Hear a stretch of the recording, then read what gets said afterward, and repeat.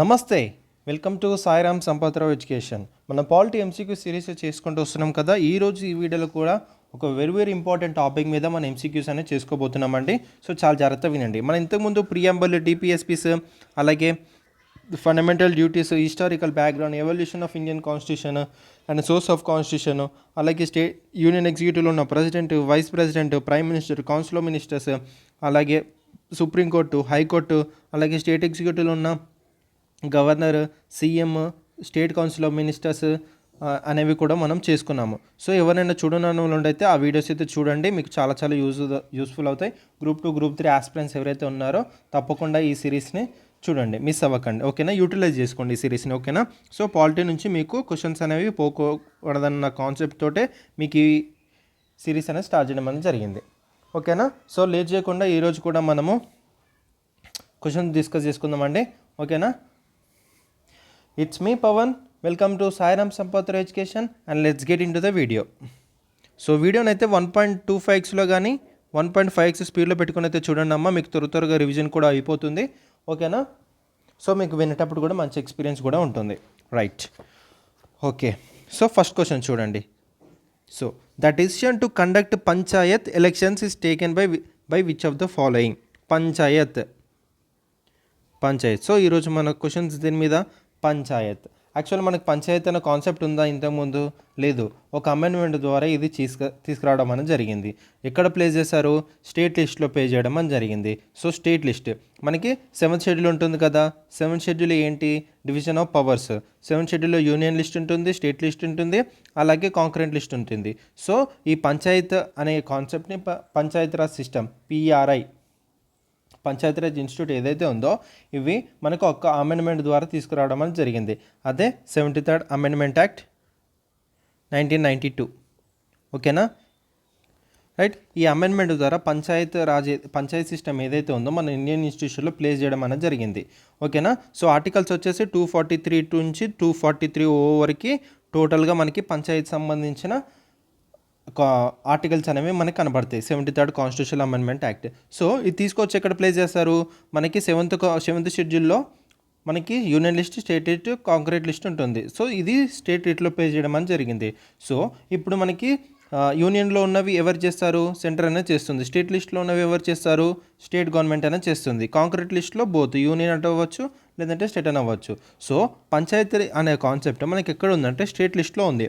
అట్లా స్టేట్ లిస్ట్లో ఉన్నప్పుడు ఎవరు చేస్తారు? ఇది స్టేట్కి, గవర్నమెంట్కి అనేది పవర్ ఉంటుంది చేయడానికి.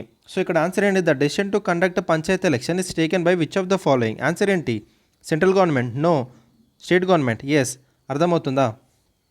State government. ఇంకొకటి అండి, పంచాయత్ ఎలక్షన్స్ ఏవైతే ఉన్నాయో, ఈ పంచాయత్ ఎలక్షన్స్ ఏవైతే ఉన్నాయో ఎలక్షన్స్ అనేవి స్టేట్ ఎలక్షన్ కమిషన్ అనేది చూసుకుంటుందండి. State election commission. ఈ స్టేట్ ఎలక్షన్ కమిషన్ చూసుకునేది రెండే ఎలక్షన్స్ అండి. అదొకటి పంచాయత్, ఒకటి మున్సిపాలిటీస్. ఈ 2 మాత్రమే మనకి ఈ స్టేట్ ఎలక్షన్ కమిషన్ అనేది కండక్ట్ చేస్తుంది ఎలక్షన్స్. మిగతా ఎలక్షన్స్ ఏవైతే ఉన్నాయో ఎమ్మెల్యే కానీ, ఎంపీ కానీ, ప్రెసిడెంట్ కానీ, వైస్ ప్రెసిడెంట్ కానీ, ఎవ్రీథింగ్ ఇండైరెక్ట్, డైరెక్ట్ ఎలక్షన్స్ ఏవైతే ఉన్నాయో మనకి సెంట్రల్ కానీ, స్టేట్ కానీ మొత్తం కండక్ట్ చేసేది ఎలక్షన్ కమిషన్ ఆఫ్ ఇండియా. కానీ only state election commission conduct చేసేది ఏంటి? ఓన్లీ పంచాయత్, మున్సిపల్ ఎలక్షన్స్ మాత్రమే కండక్ట్ చేసేది స్టేట్ ఎలక్షన్. సో అది స్టేట్ కోల్పెట్టిందనమాట. ఓకేనా, రైట్. సో ఇక్కడ ఆన్సర్ ఏంటి మనకి? The decision to conduct panchayat elections is taken by which of the following. State government. Right, అర్థమైందా? నెక్స్ట్ క్వశ్చన్కి వెళ్దాం. The subject of Panchayat Raj is in concrete list, union list, state list, residual list. నేను ఇంతకుముందు చెప్పాను Panchayati Raj system అనేది మనకి స్టేట్ లిస్ట్లో పెట్టడం జరిగిందనమాట. సో 7th షెడ్యూల్లో మనకి ఏముంటుంది? డివిజన్ ఆఫ్ పవర్ ఉంటుంది, union, state list, concurrent list అనేది. సో మనకి పంచాయతీరాజ్ సిస్టమ్ అనేది 73rd కాన్స్టిట్యూషనల్ అమెండ్మెంట్ 1992 తర్వాత సో ఇది తీసుకొచ్చి ఎక్కడ ప్లేస్ చేయడం అని జరిగింది? స్టేట్ లిస్ట్లో ప్లేస్ చేయడం అని జరిగింది. సో స్టేట్ లిస్ట్ అనేది తీసుకొచ్చి సో మొత్తం స్టేట్ గవర్నమెంట్కే పవర్ ఇవ్వడం అనేది జరిగింది. ఓకేనా, సో ఇక్కడ ఆన్సర్ ఏంటి? The subject of Panchayati Raj is in state list. అర్థమవుతుందా? ఈజ్ ద కరెక్ట్ ఆన్సర్ మనకి. రైట్, నెక్స్ట్ క్వశ్చన్కి వెళ్దాం. చూడండి, the elections of panchayat are to be held after. Okay, చూడండి, every 4 years, every 5 years, every 6 years at government description. ఓకేనా, so చూడండి answer ఏంటి మనకి? ఆన్సర్ ఏంటి మనకి ఎవ్రీ 5 years అండి. B is the correct answer. ఎందుకంటే ఇప్పుడు పంచాయత్ ఎలక్షన్స్ అని ఎవరి చేతిలో ఉన్నాయి, టోటల్గా స్టేట్ ఎలక్షన్ కమిషన్లో ఉన్నాయి. ఓకేనా, అటు మున్సిపల్ ఎలక్షన్స్ కూడా స్టేట్ ఎలక్షన్ కమిషన్లో ఉన్నాయి. ఇప్పుడు పంచాయత్ గురించి మాట్లాడుతున్నాం, జాగ్రత్తగా వినండి. సో పంచాయత్ ఎలక్షన్స్ ఎవరి చేతిలో ఉన్నాయి, స్టేట్ ఎలక్షన్ కమిషన్లో ఉన్నాయి. ఓకేనా, సో ఇప్పుడు పంచాయత్ అనేది మనకి 73rd కాన్స్టిట్యూషన్ అమెండ్మెంట్ ద్వారా ఇది అమెండ్ చేయబడి మన కాన్స్టిట్యూషన్లో పెట్టుబడి జరిగింది. అక్కడ ఆర్టికల్స్ ఏమి ఇచ్చారు, 243 నుంచి 243 వరకు మనకి పంచాయత్ సంబంధించిన ఆర్టికల్స్ అనేవి ఉంటాయి. సో ఇక్కడ 243 ఏదైతే ఉందో ఇది దేని గురించి చెప్తుందంటే it related to the duration of Panchayat. So ఈ ఆర్టికల్ ఏం చెప్తుంది, పంచాయతీ యొక్క డ్యూరేషన్ అనేది చెప్తుంది, రైట్. సో ఎప్పుడైతే అన్లెస్ ఇప్పుడు 5 years అంటే పంచాయతీ అనేది ఎప్పుడు షెల్ కంటిన్యూ ఫర్ 5 years అని చెప్తుంది అనమాట. ఓకేనా, ఒకవేళ ఎక్స్పైరేషన్ అనేది కంప్లీట్ అయిపోయింది, లైక్ 5 years అనేది కంప్లీట్ అయిపోయింది. 5 years అనేది కంప్లీట్ అయిపోయిన తర్వాత విత్ ఇన్ 6 monthsలో మళ్ళీ ఎలక్షన్స్ అనేది కండక్ట్ చేయాలి. అర్థమవుతుందా? సో 5 years తర్వాత డిజల్యూషన్ అయిపోయింది. డిజల్యూషన్ అయిపోయిన తర్వాత మళ్ళీ విత్ ఇన్ 6 monthsలో మళ్ళీ ఎలక్షన్స్ అనేది పెట్టడం అనేది జరుగుతుంది, మళ్ళీ ఎలక్ట్ అవుతుంది. ఓకేనా, సో ఇది ఎవరి చేతిలో ఉంది, స్టేట్ ఎలక్షన్ కమిషన్ చేతిలో ఉంది. Every 5 years answer. అర్థమవుతుందా? రైట్. ఒకవేళ 5 years టర్మ్ అయిపోయింది, 5 years టర్మ్ అయిపోయిన తర్వాత ఏం చేయాలి, ఏం చేస్తుంది, 5 years ఎక్స్పైరేషన్ అయిపోయింది, దాని తర్వాత 6 months లోపు మళ్ళీ ఎలక్షన్స్ అనేవి కండక్ట్ చేస్తుంది. ఓకేనా, సో ఇక్కడ ఆన్సర్ ఏంటి మనకి ఎవ్రీ 5 years, రైట్. నెక్స్ట్ క్వశ్చన్కి వెళ్దాం. చూడండి అన్న, which of the following is not concerned with పంచాయతీకి సంబంధించిన స్టేట్మెంట్స్ ఇచ్చాడు, అందులో దానికి సంబంధించిన నాట్ అడుగుతున్నాడు. ఆ నాట్ కరెక్ట్ ఇన్కరెక్ట్ స్టేట్మెంట్ ఏంటనే చూద్దాం. ఓకేనా, సో చూడండి, the state election commission will conduct panchayat election. నేను చెప్తూనే ఉన్నాను, స్టేట్ ఎలక్షన్ కమిషనే మనకి పంచాయత్ ఎలక్షన్స్ అనేది కండక్ట్ చేస్తుంది. సో ఏ అనేది మనకి కరెక్ట్ ఆన్సర్ అవుతుంది. Next the constitutional 74th amendment act అనేది పంచాయతీ సంబంధించిన అడుగుతుంది. యాక్చువల్లీ 74th కాన్స్టిట్యూషనల్ అమెండ్మెంట్ అనేది మున్సిపాలిటీకి సంబంధించిన అమెండ్మెంట్ అనమాట. మున్సిపాలిటీస్ 73rd ఏదైతే ఉందో అది పంచాయతీ సంబంధించింది. ఓకేనా, చాలా ఇంపార్టెంట్. సో ఇక్కడ బి ఏమవుతుంది, రాంగ్ అవుతుంది. There shall be fixed 5 year term for all the panchayat. Exact correct అనేది ఇందాక నేను చెప్పాను, ఎగ్జాక్ట్గా 5 year టర్మ్ అనేది దానికి ఉంటుంది. డిజాల్వ్ అయిపోయిన తర్వాత విత్ ఇన్ 6 monthsలో మళ్ళీ కండక్ట్ చేయడం అనేది జరుగుతుంది. ఓకే, మనకి సి కూడా correct answer. Next fresh elections would have to be held within 6 months of dissolution of panchayat. Yes correct, ఇప్పుడే చెప్పాను కదా. సో ఇక్కడ ఆన్సర్ ఏమవుతుంది మనకి, which one of the following is not అన్నాడు. సో ఆన్సర్ మనకి బి అవుతుంది. ఓకేనా, బి అవుతుంది. సో 74th అమెండ్మెంట్ అనేది దేనికి సంబంధించింది, మున్సిపాలిటీ సంబంధించింది. 73rd కాన్స్టిట్యూషనల్ అమెండ్మెంట్ అనేది మనకి పంచాయతీ సంబంధించింది. చాలా జాగ్రత్తగా గుర్తుపెట్టుకోండి. ఓకేనా, వెరీ ఇంపార్టెంట్. నెక్స్ట్ క్వశ్చన్కి వెళ్దాం. చూడండి, schedule caste and schedule tribe to panchayat has been given. Okay, schedule tribe వాళ్ళకు కూడా సీట్స్ అనేవి ఇవ్వడం అనేది జరిగిందనమాట పంచాయత్ ఎలక్షన్స్లో. సో ఇప్పుడు ఉమెన్ కూడా రిజర్వేషన్ అనేది ఉందని, ఎస్సీ ఎస్టీ వాళ్ళకు కూడా రిజర్వేషన్ అనేది ఉంది. ఓకేనా, సో ఉమెన్కి మనకి 1/3 రిజర్వేషన్ అనేది ప్రొవైడ్ చేయడం అనేది జరుగుతుంది. ఓకేనా, ఇది ఎవరు రికమెండ్ చేస్తారని అడుగుతాడు. సో నేను చెప్తాను, ఇంకా ముందు ఉంది, ఎవరు రికమెండ్ చేస్తారు, ఏ కమిటీస్ ఉన్నాయి, పంచాయతీరాజ్ అసలు ఎట్లా ఇవాల్వ్ అవ్వకుండా వచ్చింది, అసలు ముందు పంచాయతీరాజ్ ఎందుకు లేదు అనే దాని మీద మీకు ఇంకొంచెం చెప్తాను. So let's discuss. ఇక్కడైతే క్వశ్చన్ చూద్దాం. సో ఉమెన్కి మనకి 1/3 అనేది ప్రొవైడ్ చేయడం జరిగింది. At the same time SC ST వాళ్ళకు కూడా మనకి పంచాయతీ దాంట్లో సీట్స్ ఇవ్వడం అనేది జరిగింది. ఓకేనా, సో అండ్ ఈ సీట్స్ ఇచ్చేది ఎక్కడ ఏ ఆర్టికల్లో డీల్ చేయబడుతుందంటే అండర్ ఆర్టికల్ డి 243D. అర్థమవుతుందా? సో మనము 243 నుంచి మనకి 243 వరకు మనకి పంచాయతీరాజ్ సంబంధించిన ఆర్టికల్స్ అని చెప్పాను. ఓకేనా, మళ్ళీ 243 నుంచి దాని తర్వాత వచ్చే ఆర్టికల్స్ మున్సిపాలిటీకి సంబంధించినవి. ఇప్పుడు 243 నుంచి 243 ఏంటి, పంచాయతీరాజ్. సో 243 ఏం చెప్తుంది, డెఫినేషన్ చెప్తుంది. 243 ఏం చెప్తుంది, గ్రామ సభ ఉండాలని చెప్తుంది. 243B ఏం చెప్తుంది, కాన్స్టిట్యూషన్ ఆఫ్ పంచాయత్ ఎలా ఉండాలని చెప్తుంది. 243C ఏం చెప్తుంది, కాంపోజిషన్ ఎలా ఉండాలని చెప్తుంది. ఓకేనా, దాని తర్వాత 243D ఏం చెప్తుంది, రిజర్వేషన్ ఆఫ్ సీట్స్. ఓకేనా, అర్థమవుతుందా? సో ఇలా ఉంటుందన్నమాట, రైట్. సో మెయిన్గా అయితే ఈ క్వశ్చన్ మీద అడుగుతాడు, మీకు రిజర్వేషన్ ఆఫ్ సీట్స్ అని దేంట్లో ఇచ్చారంటే షెడ్యూల్ ట్రైబ్ వరకు పంచాయతీరాజ్ ఎలక్షన్స్లో మనకి సీట్స్ అనేవి రిజర్వ్ చేసి పెట్టారు. అది ఆర్టికల్ 243D. అర్థమవుతుందా? సో చాలా చాలా ఇంపార్టెంట్. సో చూసారా 243లోనే అడిగాడు అన్నీ. సో మీరు ఇక్కడ ఏంటంటే దాంట్లో ఉన్న సబ్ ఆర్టికల్స్ చదివితే కానీ మీరు ఈ క్వశ్చన్కి ఆన్సర్ పెట్టలేరు. అర్థమవుతుందా? సో అందుకే మీరు పంచాయతీరాజ్ ఏదైతే ఉందో దాంట్లో ఉన్న సబ్ ఆర్టికల్స్ కూడా మీరు చదవాలి. ఒక నోట్స్ ప్రిపేర్ చేసుకోండి. ఓకేనా? ఇన్ని రోజులు చదవకపోతే దయచేసి ఇప్పుడన్నా చదవండి. మీకు క్వశ్చన్స్ పక్కా వస్తాయి దీని మీద, పంచాయతీరాజ్ దాని మీద. నేను చెప్తున్నాను కదా, డెఫినెట్గా క్వశ్చన్స్ అనేవి దిగుతాయి పంచాయతీరాజ్ నుంచి, ఎందుకంటే స్టేట్ ఎగ్జామ్స్ ఇవి డెఫినెట్గా దిగుతాయి. దయచేసి చదవండి, నోట్స్ ప్రిపేర్ చేసుకోండి. ఇప్పటివరకు చదివినట్లయితే దయచేసి ఒక పంచాయతీరాజ్ ఎన్ని పేజెస్ ఉంటుందో 5 పేజెస్ ఉంటుంది. మున్సిపాలిటీ ఎన్ని పేజెస్ ఉంటుందో ఒక 5 పేజెస్ ఉంటుంది. ఒక 10 పేజీలు చదవలేరా? చదవండి. కూర్చొని కష్టపడితే కానీ మనకి జాబ్ రాదు. ఓకేనా? సో ఇక్కడ మన డి ఏం చెప్తుంది, రిజర్వేషన్ ఆఫ్ సీట్స్ అనేది ఉంటుంది. ఓకేనా? ఇక్కడ ఆన్సర్ ఏంటి మనకి? డి. అర్థమవుతుందా నేను చెప్పేది? ఓకే, నెక్స్ట్ క్వశ్చన్కి వెళ్దాం. చూడు, which of the following amendments to the Indian constitution provides constitution statement to the Panchayati Raj చెప్పాను.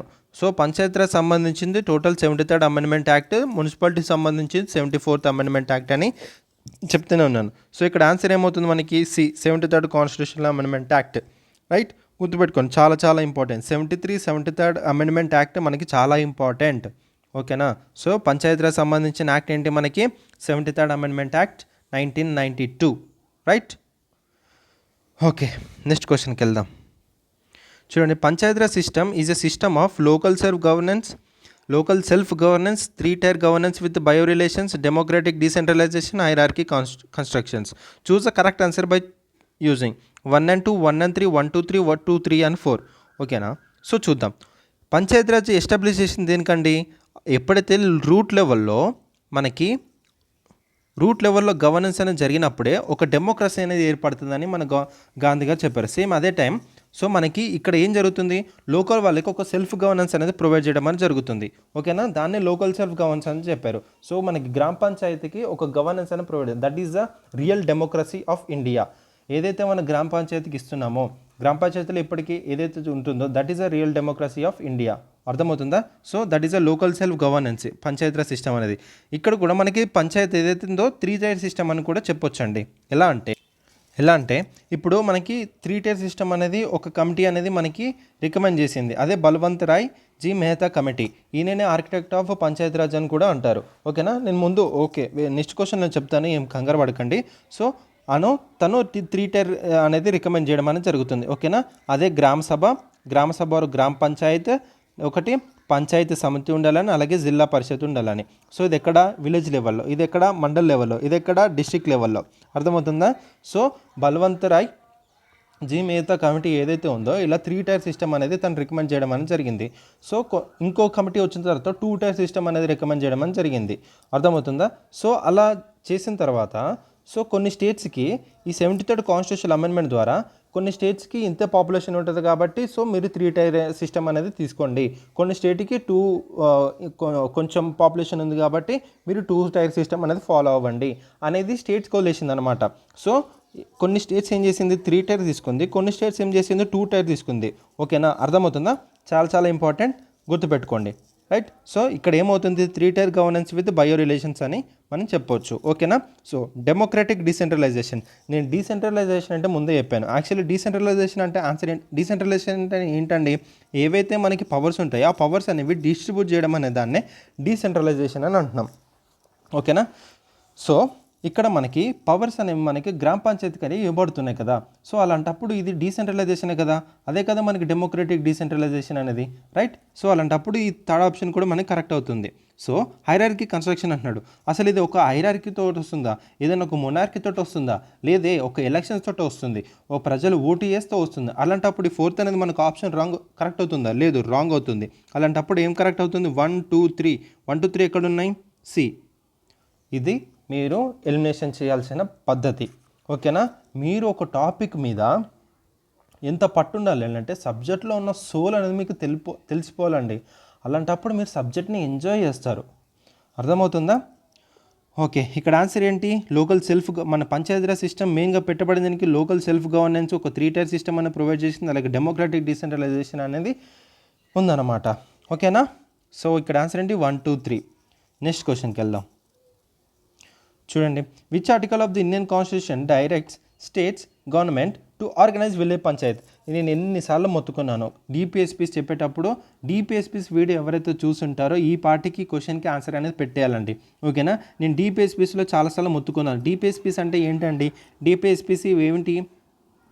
It is nothing but a principles to the state. ఇది ఒక డైరెక్టివ్స్ ఇస్తుంది స్టేట్కి, మీరు ఇలా చేయాలి అని. సో దీని ద్వారానే మనకి చాలా వెల్ఫేర్ స్కీమ్స్ అని, ఒక అడ్మినిస్ట్రేషన్ పద్ధతి కానీ, ఒక లాస్ కానీ, ఒక ఎనాక్ట్మెంట్స్ కానీ, ఒక అమెండ్మెంట్ కానీ చేసుకుంటూ వస్తుంది డిపిఎస్పీస్ ద్వారానే.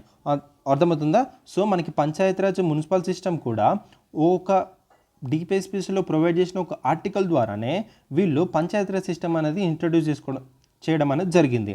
సో ఆర్టికల్ ఏంటని అడుగుతున్నాడు. నేను మీకు చాలాసార్లు చెప్పాను, organise of village Panchayat. Organise అనేది మీకు ఏం గుర్తు రావాలి? ఆర్టికల్ 40 అని గుర్తు రావాలి. ఆర్టికల్ 40 ఇది ఏంటండి? మనకి గాంధీయన్ ప్రిన్సిపల్ గుర్తుకొచ్చిందా? గుర్తుకు రాకపోతే మాత్రం చెప్తున్నాను కదా, మీరు మళ్ళీ చదవాలండి. మీకు గుర్తు రాకపోతే మీరు ఎక్కడో మిస్టేక్ చేస్తున్నట్టు, ఓకేనా. ఇది గాంధీయన్ ప్రిన్సిపల్ సంబంధించిన ఆర్టికల్, ఓకేనా. డిపిఎస్పీస్లో మనకి ఏముంటాయి? ఆర్టికల్ టోటల్ 3 ఉంటాయి. సోషలిస్ట్, గాంధీయన్, ఇంటలెక్చువల్ లిబరల్ ఉంటాయని చెప్పాను కదా. సో సోషలిస్ట్లో కొన్ని, దాని తర్వాత గాంధీయన్లో కొన్ని, దాని తర్వాత ఇంటలెక్చువల్ అండ్ లిబరల్లో కొన్ని ఉంటాయని చెప్పాను. సో గాంధీ ప్రిన్సిపల్లో ఉన్న ఆర్టికల్ ఏంటి? Article 40 to organise village panchayati అని చెప్పారు. గాంధీ ఏం చెప్పారు? రూట్ లెవెల్లో మనకి డెమోక్రసీ అనేది ప్రొవైడ్ చేసినప్పుడే మన ఇండియన్ డెమోక్రసీ అనేది బాగుంటుందని అప్పుడు చెప్పారు. సో అందుకే ఆర్టికల్ 40 అనేది మనకి అది గాంధీయన్ ప్రిన్సిపల్లో ఉంది కాబట్టి గాంధీయన్ ప్రిన్సిపల్లో పెట్టడం అనేది జరిగింది. సో ఈ ఆర్టికల్ ద్వారానే మనకి పంచాయతీరాజ్ సిస్టమ్ అనేది మనకి చేయడం అనేది జరిగింది. పంచాయతీరాజ్ ఇన్స్టిట్యూషన్స్ అనేవి మనకి అమెండ్మెంట్ చేయబడి ఇండియన్ కాన్స్టిట్యూషన్లో పెట్టబడడం అనేది జరిగింది, ఓకేనా. రైట్. సో చూసారా ఎక్కడికి లింక్ అవుతుందో ఎవ్రీథింగ్. మీకు ఒక పాయింట్ అని చదివారనుకోండి, పాలిటీలో ఉన్న బ్యూటీ ఇదే. మీరు ఒక పాయింట్ చదివితే ఆ పాయింట్కి మీరు వేరే దగ్గర చదివినప్పుడు అది ఇంటర్లింక్ అవుతుంది everything. So that is the beauty of the polity అనమాట. మీరు చదివినప్పుడు ఏదైనా పాయింట్ లింక్ అవుతున్నప్పుడు అరే ఇదా పాయింట్, అరే ఇదా అని మీకు తెలిసినప్పుడు చాలా అద్భుతంగా ఉంటుంది సబ్జెక్టు. అర్థమవుతుందా? ఓకేనా. సో ఇక్కడ ఆన్సర్ ఏంటి? బి. ఓకే, నెక్స్ట్ క్వశ్చన్కి వెళ్దాం. చూడండి, Panchayati Raj is organised as a unit of self government under. చెప్పాను ఫండమెంటల్ రైట్సా, ప్రియాంబులా, డిపిఎస్పీసా, 73rd కాన్స్టిట్యూషనల్ అమెండ్మెంట్ యాక్టా? ఎక్కడుందండి మనకి పంచాయతీరాజ్ ఆర్గనైజ్? ఎక్కడుంది? 73rd కాన్స్టిట్యూషనల్ అమెండ్మెంటే కదా. The local self government in India has been formulated under Panchayati Raj system, that is 73rd amendment of the constitution 1992 gave it a constitutional status. అర్థమవుతుందా? 73rd కాన్స్టిట్యూషనల్ అమెండ్మెంట్ ద్వారానే Panchayati Raj ఇన్స్టిట్యూషన్స్కి constitutional status అనేది ఇవ్వడం అనేది జరిగింది. అర్థమవుతుందా? సో ఆన్సర్ ఏంటి ఇక్కడ మనకి? టీ. రైట్. నెక్స్ట్ క్వశ్చన్కి వెళ్దాం. చూడండి, what is the main purpose of the Panchayati Raj? వాటి యొక్క మెయిన్ పర్పస్ ఏంటండి పంచాయతీరాజ్? టు ఇంక్రీజ్ అగ్రికల్చర్ ప్రొడక్షనా, టు ఇంక్రీజ్ ఎంప్లాయ్మెంటా, టు ఇంక్రీజ్ పీపుల్స్ పొలిటికల్ అవేర్నెస్సా, to enable people to participate in development అడ్మినిస్ట్రేషనా? సో చూడండి, ఇక్కడ పంచాయతీరాజ్ అనగానే నేను ఏం చెప్పాను? ఓకే, అక్కడ ఒక డెమోక్రటిక్ డీసెంట్రలైజేషన్ అనేది సిస్టమ్ అనేది ఏర్పడిందని చెప్పాను. డెమోక్రటిక్ డీసెంట్రలైజేషన్ అంటే ఏంటంటే పవర్స్ అనేవి డిస్ట్రిబ్యూట్ చేయడం అని చెప్పాను. సో పవర్స్ అనేవి పీపుల్స్కి ఇవ్వనప్పుడు వాళ్ళు ఏం చేస్తారండి? ఒక డెవలప్మెంట్ వైపు తీసుకెళ్ళడానికి కదా. ఇప్పుడు గ్రామ పంచాయత్ వాళ్ళ యొక్క వ్యూస్ ద్వారా డెవలప్మెంట్ అనే వైపు వెళ్ళాలని కదా. అలాంటప్పుడు సో ఇక్కడ ఆన్సర్ ఏమవుతుంది మనకి? To enable the people to participate in the development administration. So ఒక అడ్మినిస్ట్రేషన్లో పీపుల్ అనే వాళ్ళు పార్టిసిపేట్ చేయాలని చెప్పింది అనమాట. దీన్నే మనకి డెవలప్మెంట్ అడ్మినిస్ట్రేషన్ అని చెప్పారు. అర్థమవుతుందా? సో ఇక్కడ ఓన్లీ సెంట్రల్ స్టేట్ లెవెల్లోనే కాకుండా మనకి గ్రామ పంచాయతీ అనే పర్సన్ కూడా మనకి అడ్మినిస్ట్రేషన్లో పార్టిసిపేట్ అనేది జరుగుతుంది. So that is the real democracy of India. అర్థమవుతుందా?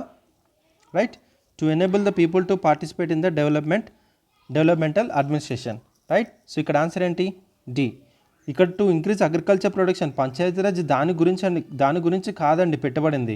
ఎంప్లాయ్మెంట్ ఇంక్రీజ్ చేయడానికి కాదు, to increase people's political awareness కూడా కాదు. ఏంటంటే పీపుల్ అనే వాళ్ళు అడ్మినిస్ట్రేషన్లో, ఈ పొలిటికల్ అడ్మినిస్ట్రేషన్లో, డెమోక్రటిక్ అడ్మినిస్ట్రేషన్లో పాలు పొందాలని చేయబడింది అనమాట. అర్థమవుతుందా? రైట్. ఓకే, ఇక్కడ డి అనేది మనకి answer. Okay, the committee which recommended the 3-tier Panchayat Raj system in India was. Okay, ఇక్కడ కమిటీస్ ఈ కమిటీస్ అనేవి మీకు చాలా చాలా ఇంపార్టెంట్. నేను ఒక లైన్ వైజ్గా మీకు చెప్తాను కమిటీస్ అనేవి ఎక్కడ వచ్చాయని ఒకసారి చూడండి, ఓకేనా. సో మనకి ఫస్ట్ కమిటీ ఏంటంటే బల్వంత్ రాయ్ మెహతా కమిటీ అండి. Balwant Rai Mehta committee. Next second one వచ్చేసి Ashok Mehta committee. Next third one వచ్చేసి నెక్స్ట్ జీవీకే రావ్ కమిటీ. ఇవన్నీ మెయిన్ కమిటీస్ అనమాట. ఈ మెయిన్ కమిటీస్ తర్వాత మనకి సబ్ కమిటీస్ అనేవి కూడా ఉన్నాయండి. సబ్ కమిటీస్, ఈ సబ్ కమిటీసే మనకి స్టేట్ లెవెల్లో అడగడానికి ఛాన్స్ ఉంటుంది. అవేంటంటే మనకి దంతువాలా కమిటీ అని, అలాగే హనుమంతరావు కమిటీ అని, నెక్స్ట్ ఎల్ఎం సింఘ్వి కమిటీ అని, ఓకేనా. నెక్స్ట్ తుంగాన్ కమిటీ అని, next D R Gadgil committee.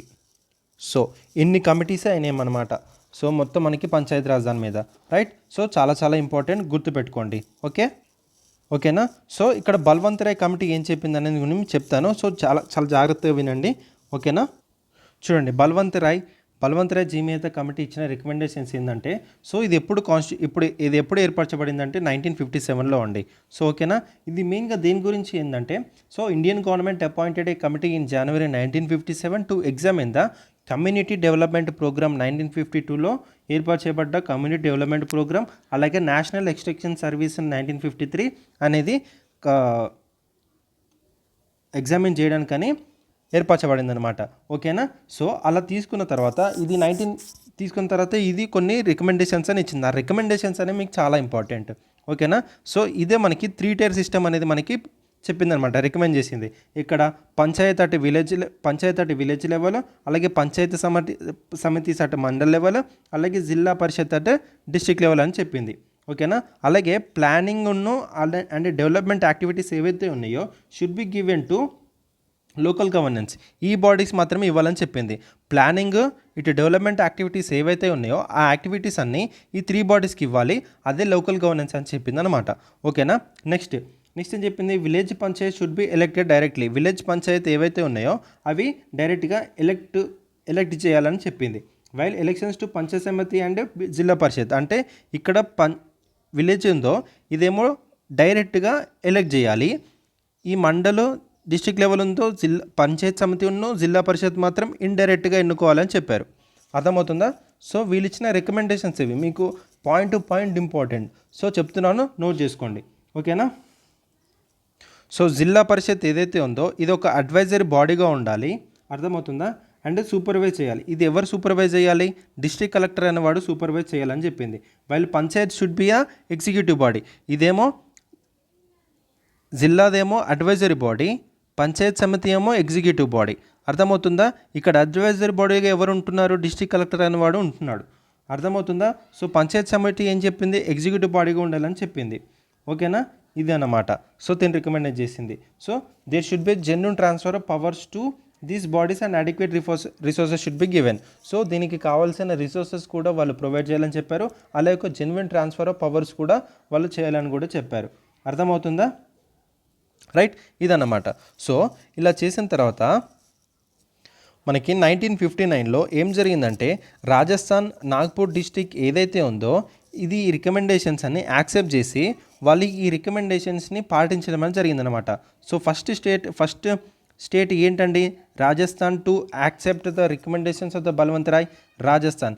So who has implemented panchayat raj institution, first state అంటే అప్పుడు ఏం చెప్తారు, రాజస్థాన్ 1959లో. అప్పుడు సెకండ్ స్టేట్ ఏంటండి, ఆంధ్రప్రదేశ్, ఏపీ అనేది కూడా మనకి తీసుకోవడం అనేది జరిగిందనమాట, అర్థమవుతుందా. They have accepted the Panchayat Raj system which recommended by the Balwant Raj committee, అర్థమవుతుందా.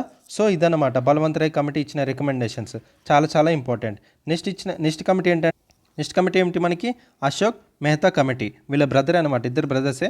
చూద్దాం అశోక్ మెహతా కమిటీ ఇచ్చిన రికమెండేషన్స్ ఏంటో. అశోక్ మెహతా కమిటీ. సో ఇది ఎప్పుడు కాన్స్టిట్యూట్ చేశారంటే 1977లో. ఇది ఎప్పుడు 1957లో, ఓకేనా, 1977లో.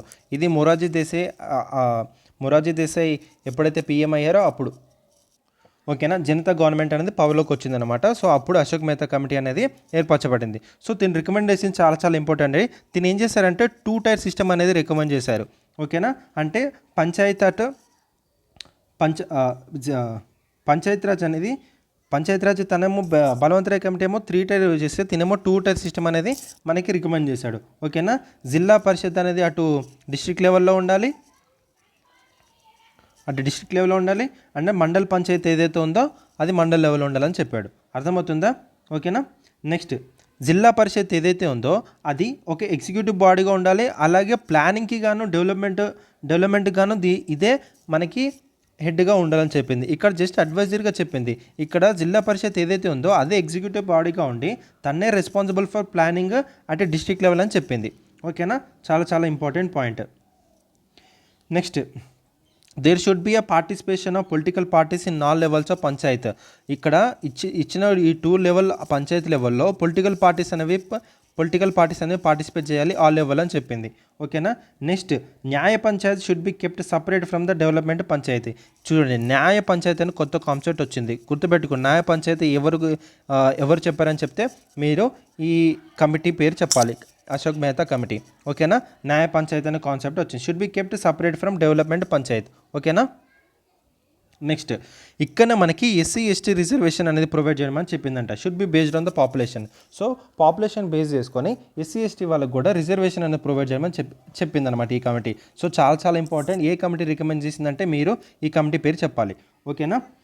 నెక్స్ట్ ఒక రెగ్యులర్ సోషల్ ఆడిట్ అనేది కూడా జరగాలి డిస్ట్రిక్ట్ లెవెల్ ఏజెన్సీలో. రెగ్యులర్ ఆడిట్ అంటే ఫండ్స్ అనేవి వెళ్తున్నాయి, రిజర్వ్స్ అనేవి వెళ్తున్నాయి అన్న ఒక సోషల్ ఆడిట్ జరగాలని చెప్పింది అనమాట. సో గుర్తుపెట్టుకోండి, సోషల్ ఆడిట్ మీకు ఒక మెయిన్ పాయింట్ అనేది చెప్తున్నాను, దాన్ని మీరు ఇలా గుర్తుపెట్టుకొని 2 టైర్, దాని తర్వాత పొలిటికల్ పార్టీస్, దాని తర్వాత న్యాయ పంచాయతీ, ఎస్సీ ఎస్టీ రిజర్వేషన్, దాని తర్వాత సోషల్ ఆడిట్. అర్థమవుతుందా? మళ్ళీ ఇదేం చెప్పిందంటే ఒక మినిస్ట్రీ అని ఉండాలన్నమాట చెప్పిందన్నమాట. They should be a separate minister for panchayat raj in the state council of ministers. చూసారా, ఒక సపరేట్ మినిస్టర్ అని ఉండాలని చెప్పింది ఫర్ పంచాయత్.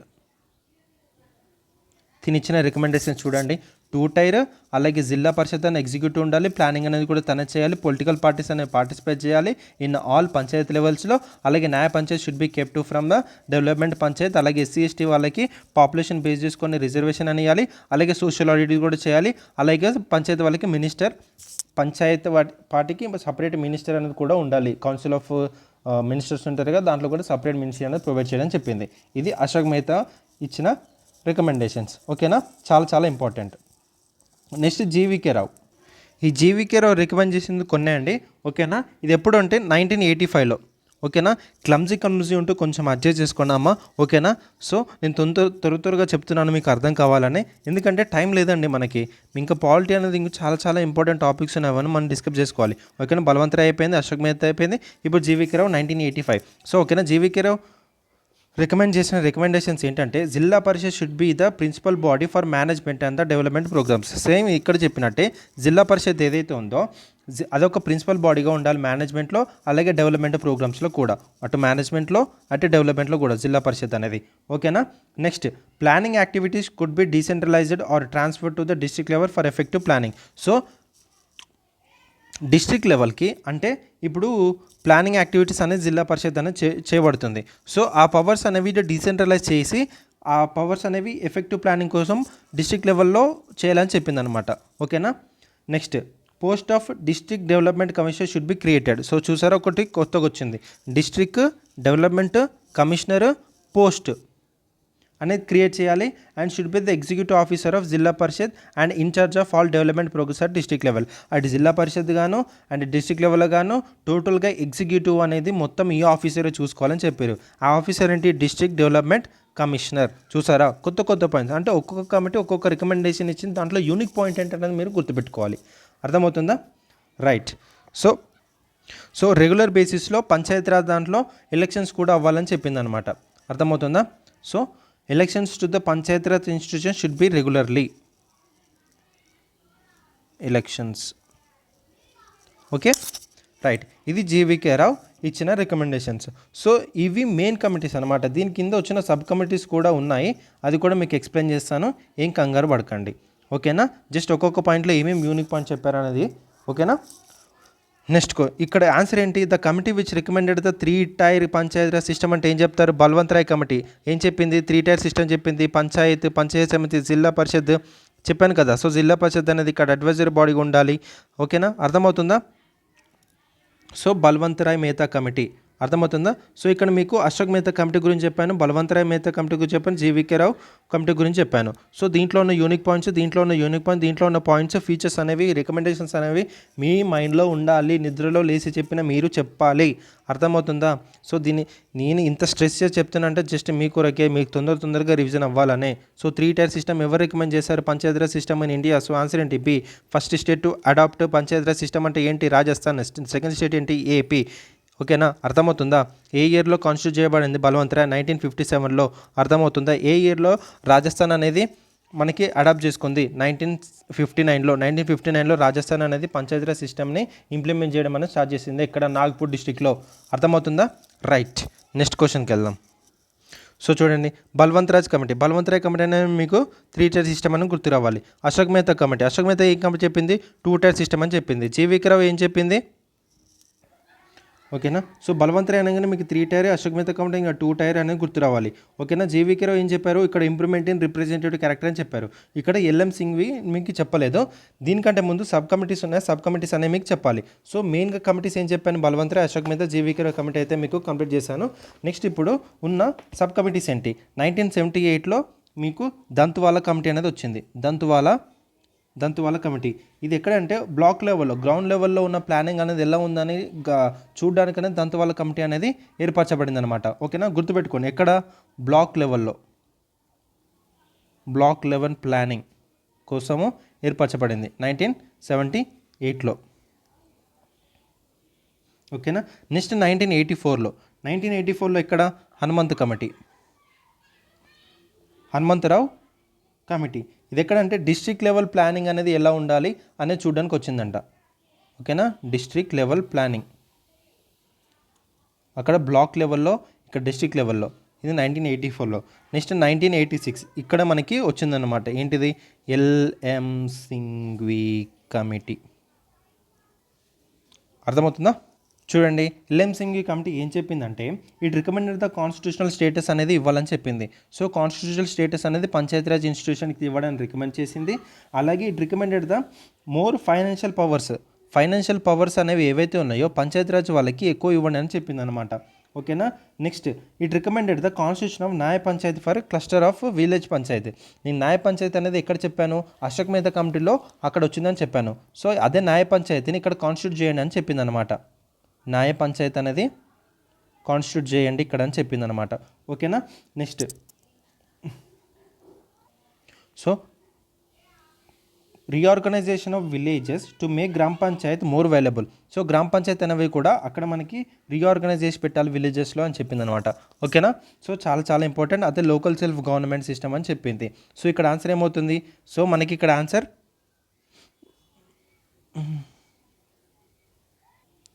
ఇక్కడ ఏం చెప్పిందంటే ఇక్కడ రిప్రజెంటేషన్ ఏదైతే ఉందో అంటే పంచాయతీరాజ్ సిస్టమ్ ఏదైతే ఉందో అది రీవైటలైజేషన్ చేయాలని చెప్పిందండి. రీవైటలైజేషన్ అంటే కొన్ని బ్రింగింగ్ చేంజెస్ అనమాట. ఆ చేంజెస్ అనేవి చేయాలని చెప్పింది. ఓకేనా, సో అక్కడ ఇంప్రూవ్మెంట్ ఉండాలని చెప్పింది అనమాట. సో చాలా ఇంపార్టెంట్, గుర్తుపెట్టుకోండి. సో ఇక్కడ Balwantrai committee 3 tier system, Ashok Mehta committee 2 tier system, L N Singh committee improvement in the representative committee, G V K Rao committee local self government. అర్థమవుతుందా? So A1 B2 C3 D4. So ఇక్కడ ఆన్సర్ ఏంటి మనకి? ఏ. నో అండి, తప్పు. ఇక్కడ Balwantrai committee 2, Ashok Mehta committee 1, A2 B1 C4 D3 C అవుతుంది. Okay, నేనే confuse అయ్యాను చూడండి. సో వాళ్ళు ఇచ్చిన రికమెండేషన్స్ అలా ఉన్నాయి. సో నేను మళ్ళీ ఒక ఎల్ఎంసీ కమిటీ ఉన్న రికమెండేషన్స్ అని మళ్ళీ చెప్తాను. సో కొంచెం జాగ్రత్తగా వినండి.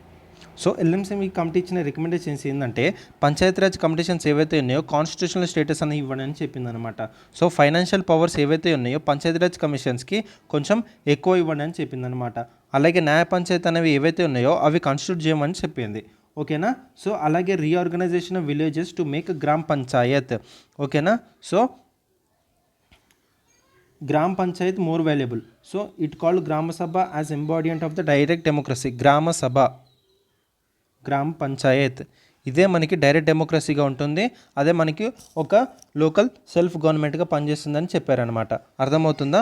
సో ఎల్ఎంసీ ఇచ్చిన కమిషన్. అలాగే దీంట్లో ఉన్న యూనిక్ పైన అంటే judicial tribunal should be established in every state for matters related to elections and the resolutions of Panchayati Raj institutions. పంచాయతీరాజ్ ఇన్స్టిట్యూషన్లో జరిగిన ఎలక్షన్స్ కానీ, దానికి సంబంధించిన డిజల్యూషన్స్ కానీ, దానికి సంబంధించిన ఏవైతే ఉన్నాయో మ్యాటర్స్ అవి ఎవరు చూసుకోవాలి?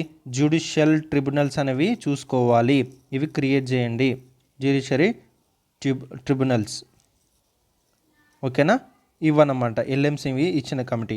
ఓకేనా? ఇక్కడ మీరు ఆన్సర్ ఏం పెడతారు? బలవంతరాయ్ కమిటీ అనగానే 3 tier, Ashok Mehta committee 2 tier, L M C committee అనేది local cell governor, J V K committee improvement in the representative character. C2 B1 A1 B A2 B1 C4 D3. So C అనేది మనకు కరెక్ట్ ఆన్సర్ అవుతుంది.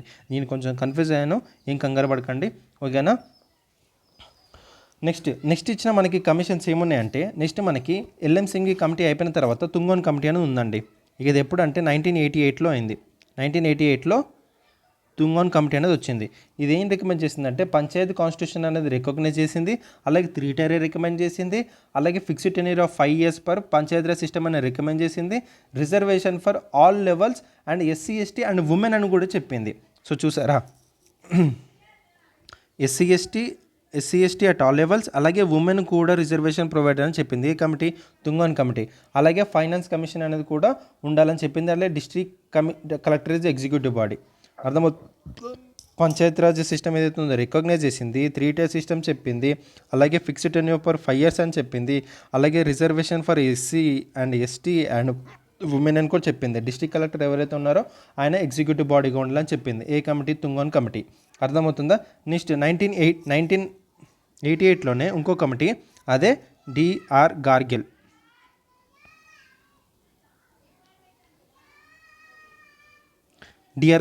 Gargle committee. ఏవైతే తుంగోన్ committees ఏవైతే ఇచ్చినాయో దాదాపు అవే recommendations అని DR gargle గారు ఇచ్చారు. ఓకేనా? సో అంతకుమించి ఏం లేదండి. దాని తర్వాత 1988 అయిపోయిన తర్వాత మనకి 1992లో 1989 నుంచి 1992 చూసుకుంటే మనకి దాదాపు పొలిటికల్ ఇన్స్టెబిలిటీ అనేది ఉందన్నమాట. In the time of P V Narasimha Rao government 73rd constitutional amendment added and PRI constitutionalise in the year of 1992. So P V Narasimha Rao government ఉన్న టైంలో మనకి 73rd కాన్స్టిట్యూషనల్ అమెండ్మెంట్ అనేది జరిగి 1992లో మనకి కాన్స్టిట్యూషనల్ స్టేటస్ అనేది ఇవ్వబడింది. దేనికి? పంచాయత్ రాజ్ ఇన్స్టిట్యూషన్స్కి. అర్థమవుతుందా? ఎప్పుడు కమెన్స్మెంట్ జరిగింది? 24th April 1993 నుంచి కమెన్స్మెంట్లోకి వచ్చింది, ఎన్ఫోర్స్లోకి వచ్చింది.